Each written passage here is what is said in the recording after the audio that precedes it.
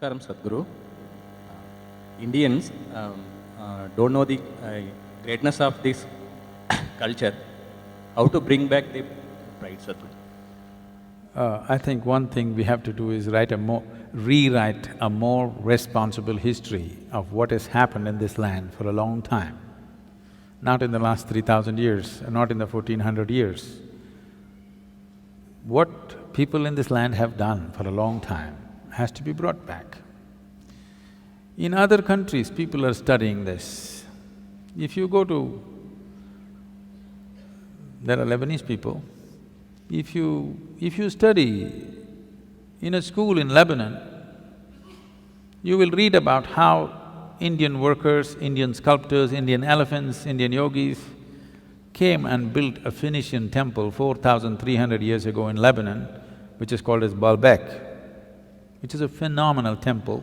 4,300 years ago, some of the foundation stones are over 300 tons and there is no granite in Lebanon. They transported it all the way from Egypt, across the canal and up the mountain and put it up there. Indian elephants, workers and sculptors worked. The proof, there is enough proof, but one proof is visually hanging there is lotuses in the ceiling.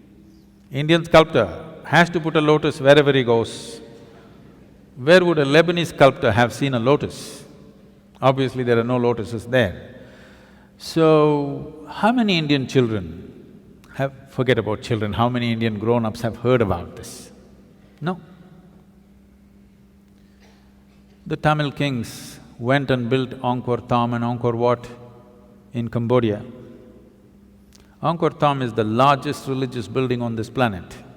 The intricacy and the engineering, the sheer design and engineering of how these temples are built, if you go and see, you will feel proud of being a human being, because if human beings can think something like this 1,000 years ago and manifest it, it is too much. This was done by the Tamil kings, most of the work done by probably the Tamil labor. From first standard to 12th standard, does any Tamil child even read a line about this in their history book? No. We only read how we were conquered, raped, looted, beaten by other people. Then if there is no pride, why would you want to recreate it? You need to understand this. A culture or a nation is just an idea. When human beings take this on as an identity, attach some pride to it, it burns through one's mind and into his heart. Now he wants to protect it, rise it, keep it clean, keep it wonderful. If you do not build pride into it, then people will want to avoid it. Everybody will want to avoid it. Now, whatever you think is most successful in the world, you will want to imitate that. Today, our idea of success has become purely economic, not aesthetic, it is not intelligence that we value, it is not wisdom that we value, it is not beauty or aesthetics that we value, it is not spiritual attainments that we value. Who is the big man in Coimbatore, if I ask? People will only name the richest man in the town. They will not name the wisest man in town, the most beautiful man in town, most meditative man in town. No, the richest man in town is the biggest man. So who is the biggest whatever? Whichever is the richest nation, whichever is the richest culture, power and money have become the highest goals, which itself is a very rudimentary way of looking at life. Because of that, right now, I promised the American meditators, next 2 years I'm going to invest a lot of time in United States, because knowingly or unknowingly, they have taken on the leadership in the world. No sense? See, if all the American people wear blue workman's clothes, half the world is wearing Americans' workman's clothes. You just go to any city, Mumbai or Chennai or Bangalore especially, you look down below the knees, more than 60% is wearing blue denims.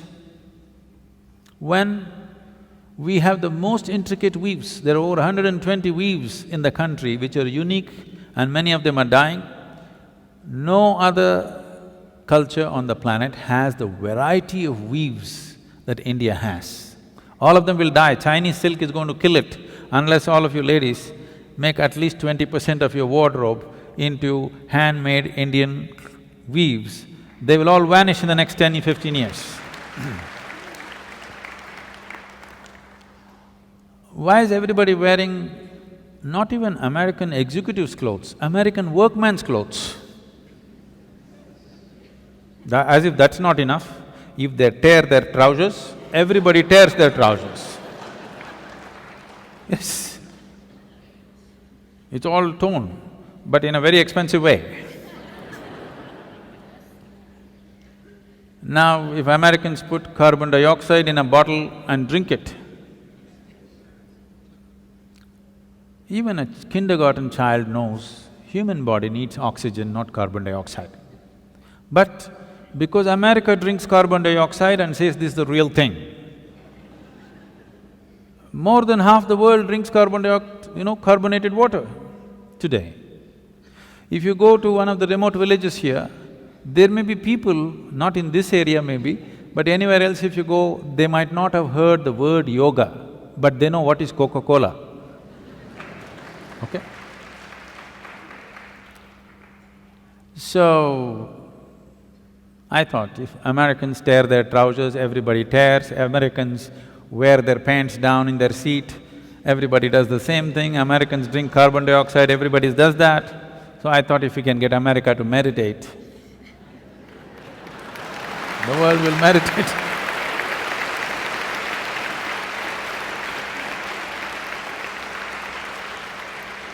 So, we are doing a little bit of a big push in the next 2 years in United States. We want America to meditate.